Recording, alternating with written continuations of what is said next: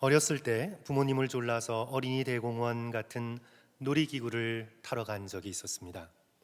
그때마다 제가 꼭 갔던 곳은 유령의 집 귀신의 동굴 같은 공포 체험관이었습니다. 제가 의외로 무서운 것을 굉장히 좋아하는데요, 으시시하고 무서운 그곳에 들어가는 것을 그렇게 좋아했습니다.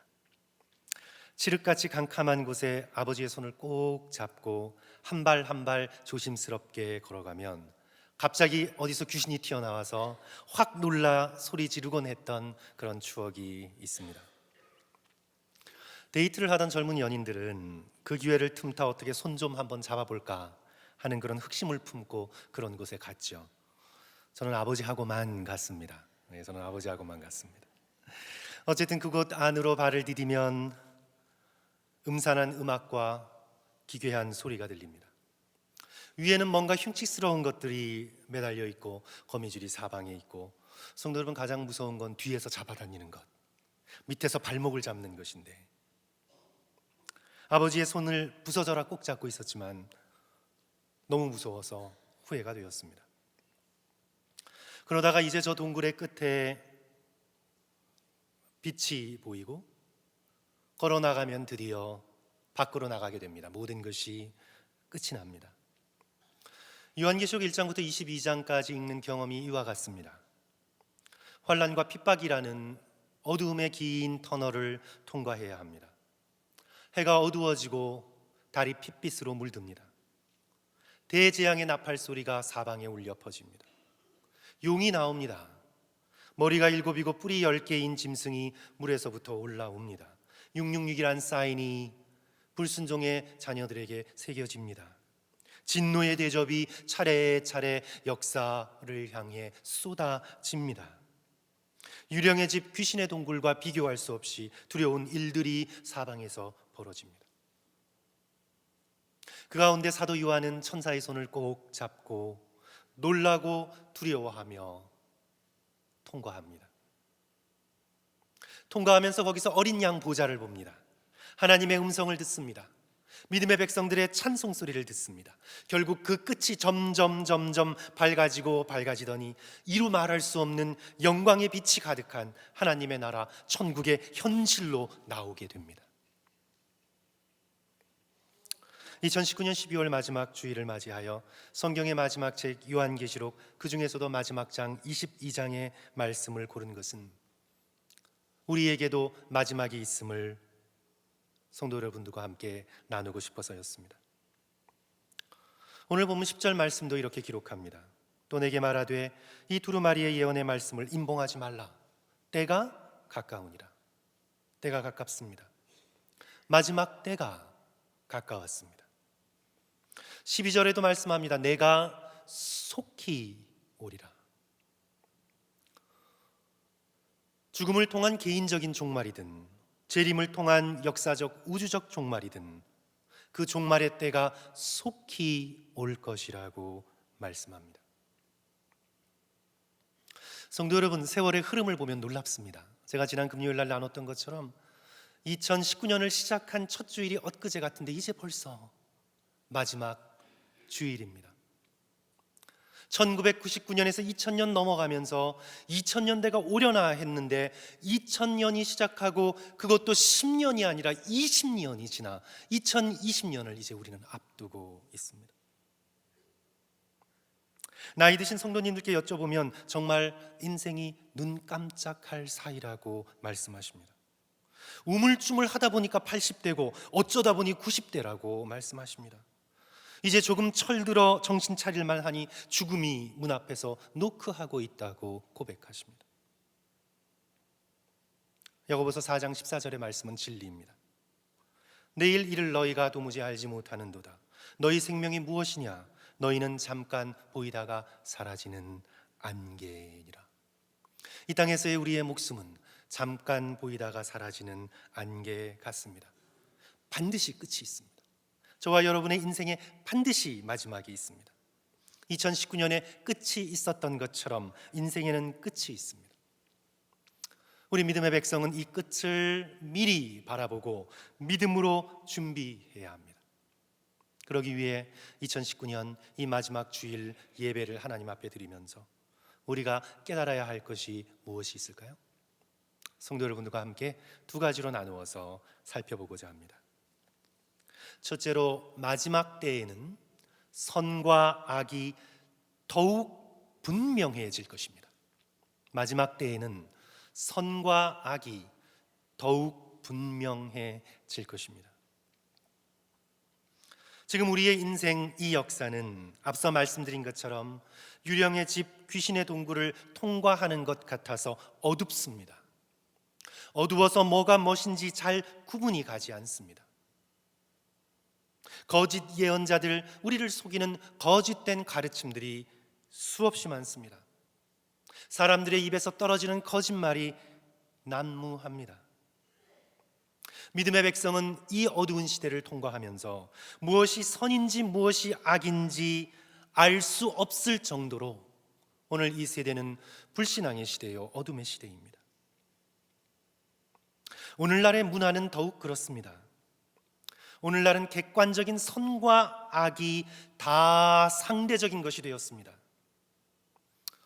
특별히 우리 기성세대보다 조금 밑에 젊은 세대들에게 진리에 대해서 얘기하면 그들은 이렇게 반응합니다. 그것은 당신의 진리지 나의 진리는 아니라고 말합니다. 적어도 옛날에는 진리면 어디에나 통하는 절대 기준이었습니다. 그러나 오늘날 젊은이는 절대로 진리를 절대적으로 믿지 않습니다. 그것은 너의 진리이고 나의 진리는 아니라고 그렇게 말합니다. 그것은 엄마 아빠의 진리지 우리의 진리는 아니라고. 진리가 전적으로 상대화되었습니다. 이제는 누가 남자인지 여자인지 구분할 수 없는 시대가 되어버렸습니다. 느낌이 좋으면 그 좋은 것입니다. 느낌이 나쁘면 그냥 나쁜 것입니다. 선과 악의 기준이 자기 중심으로 철저히 상대화되었습니다. 어느 살인자가 법정에서 재판을 받게 되었습니다. 그런데 이 살인자는 돈이 많아서 당대에 아주 유능한 변호사를 고용하여 변론을 펼쳤습니다. 이 변호사가 재판에서 얼마나 자기를 위해 열심히 설득력 있게 변호를 해주던지 이제 재판이 끝나고 나가면서 그 살인자가 변호사에게 이렇게 말합니다. 당신의 변론을 듣고 있노라니 내가 살인을 저지르지 않은 게 분명하오. 내가 살인 저지르지 않은 게 분명하오. 변호사의 말이 더 걸작입니다.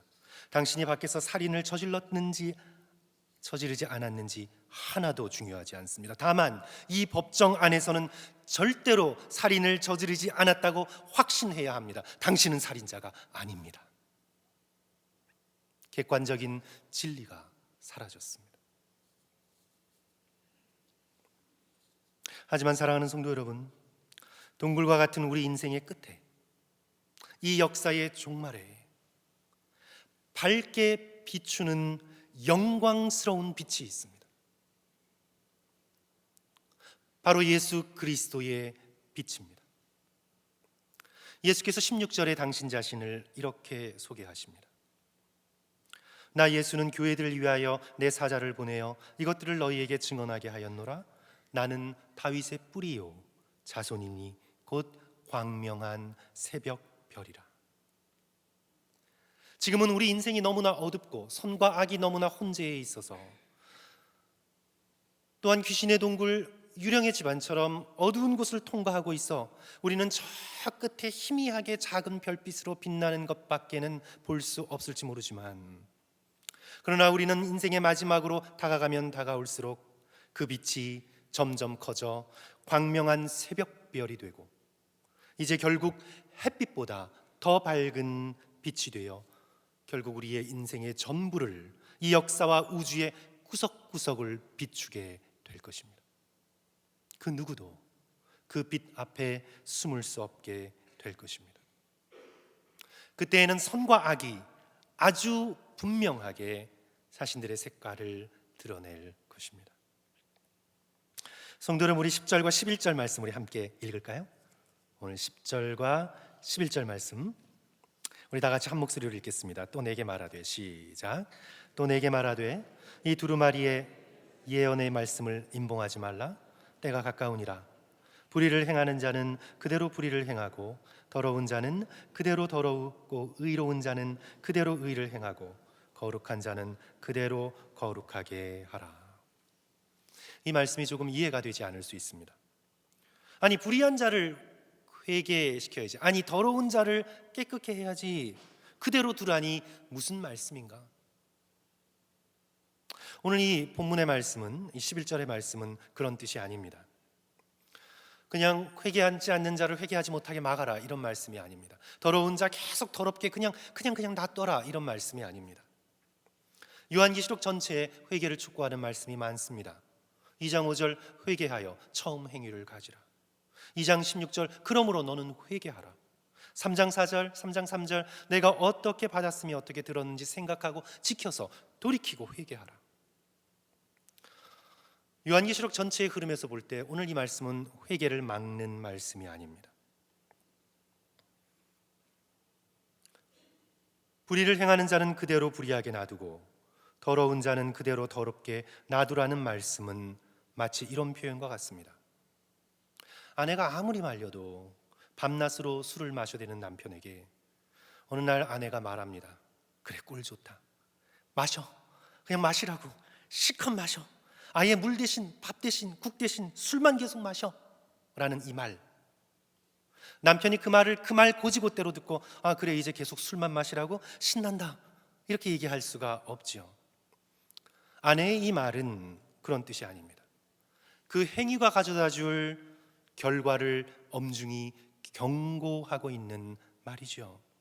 그렇게 계속 술만 퍼마시다가는 결국에는 죽게 된다는 경고의 반어적 표현입니다. 오늘 이 본문의 말씀은 불의를 행하는 자가 계속 그렇게 불의를 행하면 결국은 돌이킬 수 없이 악해진다는 것입니다. 지금 불의를 행하는 자가 일상의 생활 속에 삶을 살며 크고 작은 계속된 불의, 거짓말 이런 것들을 계속해서 해나가요 삶이 끝나고 이어지고 또 이어지면 결국 도달하는 것은 사탄입니다. 지금 의로운 자가 계속 일상 속에서 크고 작은 일 속에서 의를 행하고 정직해 되고 계속해서 자신의 옳은 길을 선택하여 가게 되면 오늘도 내일도 그 의로움의 끝은 그리스도께 도달한다는 뜻입니다. 결국 마지막 때에는 선과 악이 더욱 분명해질 것이라는 것입니다. 모든 회색은 사라지고 결국은 이 영혼이 사탄에게 속했는지 아니면 그리스도께 속했는지 마지막 때에는 더 분명하게 드러난다는 경고의 말씀입니다. 그러므로 우리는 지금 여기 살아있을 때, 이 은혜의 때에 여기 일상에서의 작은 선택이 너무나 중요합니다. 오늘 우리가 살아가면서 하고 있는 굉장히 하찮게 보이는 작은 선택의 순간에서 의를 선택하고 옳은 것을 선택하고 정직함을 선택하고 사랑을 선택하는 것이 너무나 중요합니다. 제가 몇 달 전 금요 예배 때 나누었던 이야기인데 오늘 본문의 말씀에 도움이 되어서 또 나눕니다. 제가 학생 시절에 어느 선생님의 가르침이 잊혀지지 않게 기억되고 있는 것이 있는데, 그 선생님이 학생 둘을 학급에서 나오게 하더니 등을 마주보고 이렇게 서라는 것입니다. 가위바위보 시킬까 했는데 그게 아니었습니다. 등을 마주보고 각자 한 걸음씩 걸어보라고 합니다. 성도 여러분, 등을 마주보고 있다가 각자 한 걸음씩 걸으면 몇 걸음 떨어집니까? 2걸음. 다시 한 걸음씩 걸어가 보라고 합니다. 몇 걸음 떨어지죠? 4걸음. 다시 한 걸음씩 6걸음. 그렇게 해서 양쪽 교실의 벽에 더 나갈 수 없을 때까지 그 학생으로 걸어보라고 합니다. 그러면서 주시는 교훈이 지금은 아주 작은 한 걸음이지만 다른 방향을 향해 계속해서 걸으면 이 두 사람은 점점 멀어져 결국은 만날 수가 없다고. 지금 2걸음, 지금 4걸음, 6걸음, 1년, 3년, 10년 그렇게 걸어가면 결국에는 이 두 학생은 만나지 못하게 된다고. 지금 한반에 있어서 끼리끼리 비슷한 것 같지만 지금 걷는 걸음이 결국은 이 두 학생을 만나지 못하게 한다고. 한마디로 열심히 목표를 세우고 공부하라는 말씀이죠. 그렇지만 이 교훈은 인생과 영혼의 운명에 대한 올바른 가르침입니다. 지금 우리가 함께 섞여서 이 세상을 살아가는 것 같습니다. 믿는 사람들, 믿지 않는 사람들, 또 우리 성도들 가운데서도 각기 우리가 섞여서 그냥 잘 겉으로는 알아챌 수 없게 우리가 인생을 그냥 섞어서 다 비슷하게 살아가는 것 같지만, 나의 일상의 작은 선택이 하루, 이틀, 한 달, 두 달, 1년, 5년, 10년, 20년, 30년 그렇게 쌓여가면 우리 영혼의 모습이 결정이 됩니다. 오늘 우리는 이 땅을 80년, 90년 살라고 보냄받은 것이 아닙니다. 우리는 지금부터 영원히 걸어가야 하는 영적인 존재입니다. 지금 불의를 행하는 자가 크고 작은 일에서 끊임없이 계속 불의한 것을 선택하면 지금 의를 행하는 자와 영원히 만날 수가 없습니다. 아니, 의로우신 하나님을 영원히 등지게 됩니다. 우주의 모든 것은 관성의 법칙이 지배합니다.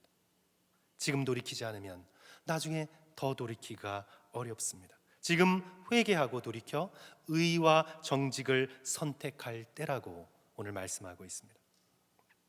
본문 15절 말씀 보십시오. 성도 여러분, 우리 15절 말씀도 같이 읽으면 좋겠습니다. 15절 말씀, 개들과, 우리 같이 읽습니다. 시작. 개들과 점술가들과 음행하는 자들과 살인자들과 우상 숭배자들과 및 거짓말을 좋아하며 지어내는 자는 다 성 밖에 있으리라. 성 안에 있을 수가 없습니다. 선과 악은 서로 섞일 수가 없습니다. 마지막 때에, 종말의 때에 더욱 분명해질 것입니다. 그리하여 우리는 여기 작은 일상의 선택에서 거짓을 버리고 분노를 품고 음란함을 거절하고 진리와 용서와 순결함을 선택해야 한다고 말씀합니다. 그리고 그 작은 선택이 이어져 결국 영혼을 가르게 될 것이라고 경고하고 있습니다. 그러므로 사랑하는 성도 여러분, 저와 여러분은 아직 은혜의 때를 살고 있습니다. 마지막 종말이 불쑥 찾아오기 전에 우리가 선을 사랑하고 의를 선택하며 진실과 정직함으로 일상을 살아가기 위해 애쓸 수 있는 저와 여러분 되시기를 주님의 이름으로 간절히 축원합니다. 둘째로 이 말씀이 우리에게 주시는 말씀은요, 예수께서 주시는 상이 확실히 있습니다. 예수 그리스도께서는 그냥 이것저것 좋은 대로 다 버무리시는 분이 아니십니다. 예수 그리스도께서는 분명히 구분하시는 분이십니다. 12절 말씀이죠. 보라, 내가 속히 오리니 내가 줄 상이 내게 있어 각 사람에게, 한 영혼 한 영혼 각 사람에게 그가 행한 대로 내가 갚아주리라. 우리 각 사람에게 상이 있다고 예수께서 말씀하십니다.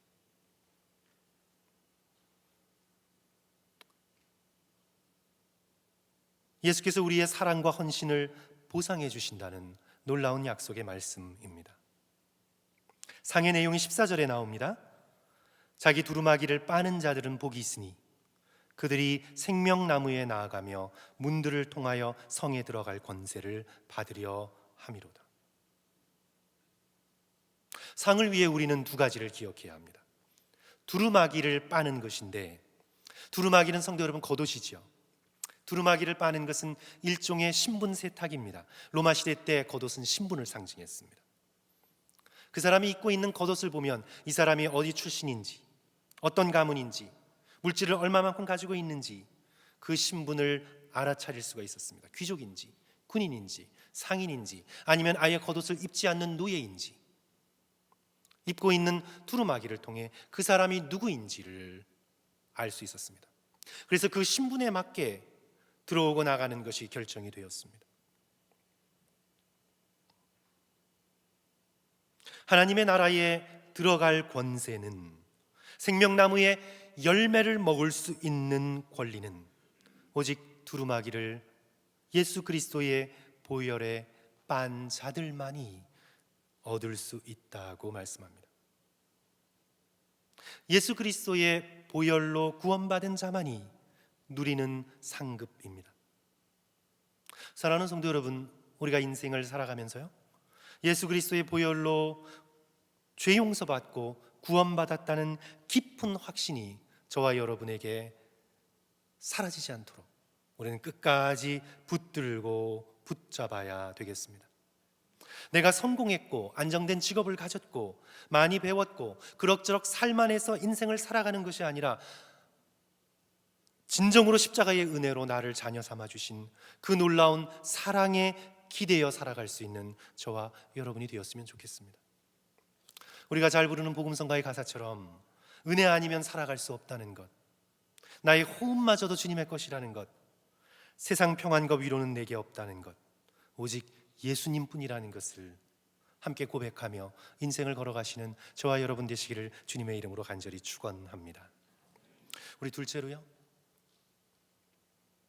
이것을 조금 오늘 강조하면서 성도 여러분들과 말씀을 나누고 싶은데, 성도 여러분, 여러분의 생활 속에서 내가 예수님을 사랑하기 때문에 감당하는 일 한 가지를 꼭 찾으시고 간직하시기를 부탁드립니다. 나 자신의 생존을 위한 일 말고, 가정과 자녀를 위한 일 말고, 주님을 사랑하기 때문에 내가 지금 하고 있는 일 한 가지를 반드시 찾아내시기를, 그리하여 그 일을 충성스럽게 감당하시기를 축원합니다. 오랜 동안 주일학교 교사를 하신 분의 고백을 제가 들었습니다. 참 도전이 되었고 은혜가 되었습니다. 교회가 성장할 때나 줄어들 때나, 사람들이 인정해 줄 때나 그렇지 않을 때나, 교역자가 칭찬해 줄 때나 그렇지 않을 때나 상관없이 충성스럽게 교회에서 학생을 가르칩니다. 그 비결이 아이들이 말을 잘 들어서도 아니고, 자기가 잘 가르치는 은사가 있어서도 아니고, 또 아이를 가르쳤더니 보람이 있어서도 아니고, 성도 여러분, 우리가 보람만을 위해서 봉사를 하면요, 그 보람이 사라졌다고 생각되는 순간, 보람을 찾을 수 없을 때는 봉사하고 섬길 수 있는 근거를 잃습니다. 시험에 들게 됩니다. 사람의 인정과 칭찬이 중요하지만 그것을 가지고 봉사를 하면 우리는 사람들이 더 이상 내게 주목하지 않을 때 우리는 실망하여 뒤돌아설 수밖에 없습니다. 그런데 이 선생님의 고백은 은사 때문도 아니고 보람 때문도 아니고 칭찬 때문도 아니고, 오직 내가 예수 그리스도를 사랑하기 때문에, 내가 주님을 사랑하기 때문에 이 일을 한다고 고백했습니다. 이분에게 아이를 가르치는 것은 예수님을 사랑한다는 고백이고 몸짓입니다. 사랑하는 성도 여러분, 여러분은 예수님을 사랑하기 때문에 오직 예수님만 바라보고 충성되이 감당하는 일이 있으십니까? 부활하신 예수께서 베드로에게 찾아가셔서 3번이나 반복하며 물으시며 확인하십니다. 바요나 시몬아, 내가 나를 사랑하느냐? 내 어린 양을 먹이라. 요한의 아들 시몬아, 내가 나를 사랑하느냐? 내 양을 치라. 요한의 아들 시몬아, 내가 나를 사랑하느냐? 내 양을 먹이라. 순전히 예수님을 사랑하기 때문에 내가 희생하고 충성하는 그것을 그리스도께서 소중히 보신다는 사실을 우리가 함께 기억할 수 있었으면 좋겠습니다. 12절에 재림주 예수 그리스도께서 말씀하십니다. 보라, 내가 속히 오리니 내가 줄 상이 내게 있어 각 사람에게 행한 대로 갚아주리라. 예수님을 사랑하기 때문에 내가 흘렸던 눈물과 예수님을 사랑하기 때문에 내가 쏟았던 땀이 있는 자는 복이 있을 것입니다. 주께서 다 갚아주시는 그 영광스러운 날, 우리 모두에게 상급이 있기를 주님의 이름으로 간절히 축원합니다. 사랑하는 성도 여러분, 말씀을 맺습니다. 이 동굴 같고 터널 같은 인생이 곧 끝나고 저 끝에서 놀라운 영광의 빛 되신 예수 그리스도를 우리 모두 만나게 될 것입니다. 그리스도를 만나게 되는 것이 모든 살아있는 영혼의 현실입니다. 눈 멀었던 바디메오가 눈이 떠 예수님의 얼굴을 바라보게 되었던 것처럼, 영적으로 눈 멀었던 사울이 다메섹의 빛으로 찾아오신 예수 그리스도로 인하여 눈에서 비늘이 벗겨졌던 것처럼, 저와 여러분이 얼마 지나지 않아 속히 곧 광명한 새벽별 되시는 예수 그리스도를 얼굴과 얼굴을 맞대고 보게 될 것입니다. 이때가 이렇게 빨리 왔는지, 도적같이 왔는지 우리는 놀라게 될 것입니다. 그때, 성도 여러분, 그때 내가 일상에서 선함과 정직과 의로움을 선택하려고 애쓰기를 정말 잘했구나. 내가 그때는 세상에서 손해보는 것 같았지만, 그러나 내가 그때 정직함과 의로움을 택하기를 정말 잘했구나. 그렇게 될 줄 믿습니다. 내가 날마다 어려움과 고난과 슬픔이 있었지만, 그러나 십자가의 은혜를 붙들고 하루하루 믿음으로 견뎌가기를 정말 잘했구나. 내가 예수님을 사랑하는 마음 하나를 붙들고 희생하며 헌신하기를 정말 잘했구나.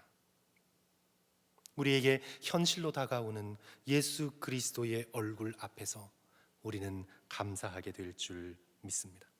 다시 한번 2019년 이 마지막 주일을 하나님 앞에 올려드리면서 예수 그리스도를 맞이하기 위해 함께 준비할 수 있는 저와 여러분 되시기를 주님의 이름으로 간절히 축원합니다.